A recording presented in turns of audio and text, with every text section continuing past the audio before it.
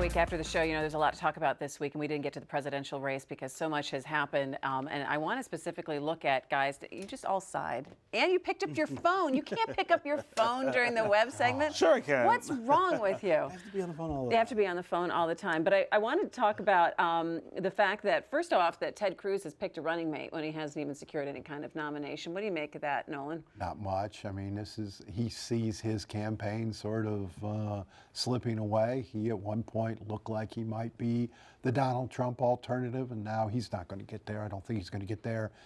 Obviously not through the primary process, but he's not going to get there at the convention either. More people see of him, the less they like him. So this was a Hail Mary gimmick. It's not going to help him in Indiana. I thought it was really interesting because I was sitting and watching a lot of the cable news coverage of it yesterday. One of the correspondents was like, he's trying to capture the magic that Ronald Reagan had in 1976 when he did this and picked a running mate. I'm like, yeah, but Ronald Reagan didn't win in 1976. No, he didn't. I mean, it went to the convention was brokered and Ford ended up with the nomination. But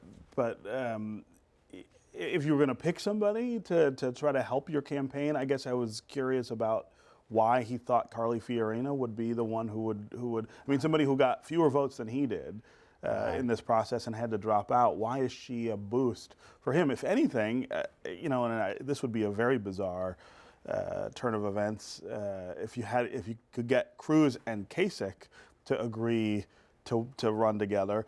Then you could argue that the combined delegates that they have, which is a challenge to Donald Trump, then makes an argument for something different at the convention. But I don't know how you'd even get to that. Yeah. I think it was all he could get. I think she was who he could get. I mean, he clearly wanted a woman on his ticket because he has problems with women voters, not as much as Donald Trump, perhaps, but I mean, women think he's creepy, and so you soften your ticket a little bit. Do you find him creepy, Christy? Well, creepy's a very interesting word. It's a word most often applied to Ted Cruz. And then not just by women. I was out last night, and the guy was saying, "God, that Ted Cruz is creepy." It's a word you hear over and over. There's something about his persona that's off-putting. I know. I think it's hard, though, when, you look at people's backgrounds and whether they're qualified to run for president and to be president, but it all comes down to just one snap feeling that people do have about their candidate. There's a lot of that. I do want to go over to Donald Trump, who gave this speech this week talking about America's foreign policy and this notion that when he becomes president, that it's going to be America first. What did you make of his speech?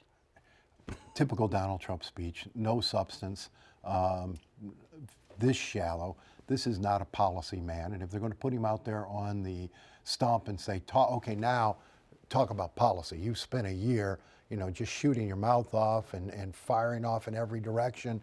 Now serious up and talk about policy. You're exposing his Achilles heel because he doesn't have a firm grasp of policy, and he looks ridiculous when he's standing up there trying to talk serious policy. I mean, this really is, in this election, shaping up as the worst choice of my lifetime. If you're going to have a ballot, wow.